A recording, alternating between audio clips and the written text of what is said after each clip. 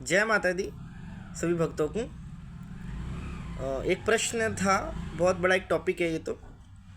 किसने ये मेरे से नहीं, दरबारों में बहुत पूछा जाता है, बहन बेटियां बहुत पूछती हैं, मेरी दीदी बहुत पूछती हैं, दीदियां बहुत पूछती हैं कि हम भक्ति भी बहुत कर रहे हैं, पूजा भी बहुत कर रहे हैं, कष्ट भी बहुत आ रहा है, इतनी परीक्षा माँ इतनी परीक्षा कैसे ले सकती है। एक ने तो यहाँ तक कह दिया था कि ऐसी माँ कौन है कि जो अपने बच्चे की इतनी तगड़ी परीक्षा ले रही है, कैसे माँ, कैसे हो सकता है ये। तो उनको एक छोटी सी कहानी से समझाते हैं। पहले तो एक बच्चा है, जैसे कि एक बच्चा है, उसने जन्म लिया, अब वो बड़ा हो गया।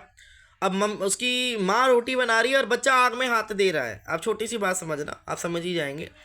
बच्चा आग में हाथ देगा तो माँ उसको हटाएगी कि नहीं देना, पर बच्चा दे रहा है, उसको पता नहीं है, माँ हटा देती है क्योंकि उसको ये नहीं पता कि इसको आग में हाथ देने से मैं जल जाऊंगा, उसको नहीं पता।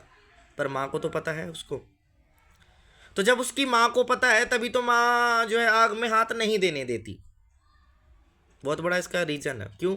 क्योंकि बच्चा जल जाएगा, और जब बच्चा जलेगा तो बच्चे को कष्ट होगा, तो जब कष्ट होगा तो उसका हृदय रोएगा, जब हृदय रोएगा तो वो अपने शरीर का ध्यान नहीं रख पाएगा। समझे आप? तो यही हमारे साथ हो रहा है।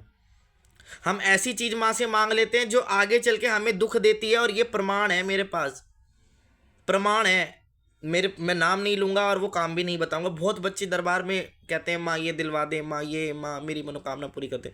कभी कभी माँ नहीं भी करती ना, तो बच्चे माँ को ताना देने लग जाते हैं। फिर माँ अगर कर भी देती है, फिर आगे चल के जिस काम के लिए माँ ने मना करा होता है, जो माँ से बोल बोल के जबरदस्ती बच्चे कहते हैं, माँ कर भी अगर देती है उनका कार्य, तो आगे चल के वो पछताते हैं। क्यों? क्योंकि माँ ने कहा, मैं पहले ही कह देती है माई कि बेटा ये गलत है। पर बच्चा उस टाइम इतना, कहते हैं ना, वही आग वाली बात आ जाती है।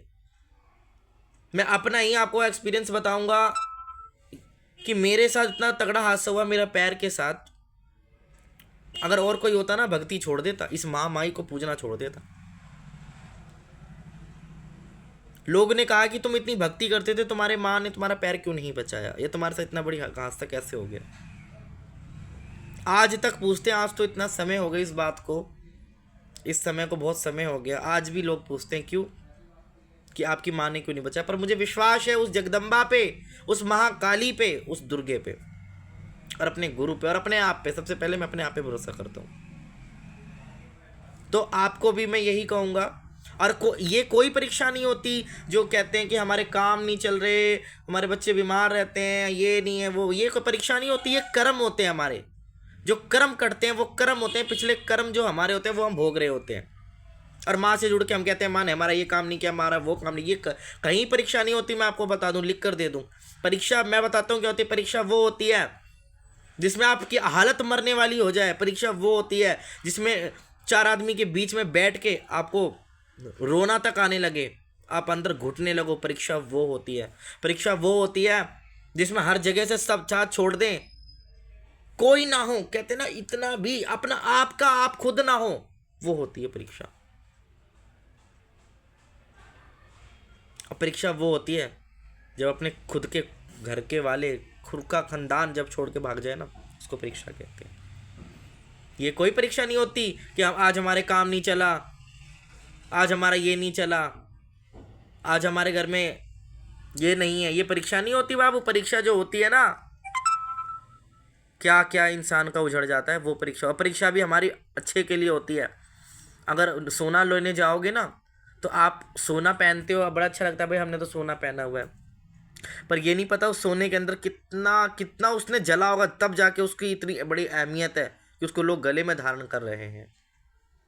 तो इसी प्रकार माँ आपको इतना जला रही है, इतना जला रही है कि माँ पूरे संसार को दिखा रही है आपको कि क्या सच है और क्या झूठ। और वो इतना जला के आपको बिल्कुल सोने की तरह, हीरे की तरह चमका देगी कि उसकी चमक से ना जो भी आपको देखेगा वो भी चौकिया जाएगा। जैसे जैसे कोई आपके सामने कोई हीरा रखा तो आपकी आंखें भी वो हो जाएंगी ना, नम हो जाती हैं। उसी प्रकार एक भगत को माँ इतना चमका देती है, इतना चमका देती है कि वो चमक इतनी हो जाती है कि पूछो मत। ये होती है परीक्षा। तो मैं आशा करता हूँ कि आप जाने होंगे कि परीक्षा होती क्या क्या है। और बहुतों के साथ होती भी, ऐसी बात नहीं है। तो घबराएं नहीं, परीक्षा ज़िंदगी भर चलेगी। जब तक आप माँ की सेवा करेंगे, जब तक परीक्षा चलेगी, वो उसकी मर्जी है। वो आज परीक्षा ना ले अगर उसका मन ना करे तो। पर आपको जो है अटल रहना पड़ेगा, आपको अपनी भक्ति में अटल रहना पड़ेगा। वो माँ की मर्जी है, माँ कब तक परीक्षा ले रही है, जब तक वो ले रही है उनको लेने दो। आप अपने कर्म करते रहो, आप अपनी महामाई की सेवा में, आप अपनी गुरु की सेवा में, आप अपनी दुर्गे काली की सेवा में लगे रहो। दुनिया कुछ भी बोल रहे, बोलने दो। आप अच्छा करेंगे तब भी ये दुनिया बोलेगी, आप गलत करेंगे तब भी ये दुनिया बोलेगी, ये बोलेगी। और भक्ति में जब तक किसी ने आपको बोला नहीं ना, तब तक सोच लेना आपकी भक्ति पूरी पार नहीं हो रही। बदनामी भी उसी की होती है जो चढ़ा होता है, ऐसी किसी की बदनामी नहीं होती। तो आई होप कि सभी मेरे भाई और मेरी बहनें समझी होंगी कि परीक्षा क्या होती है। जय माता दी।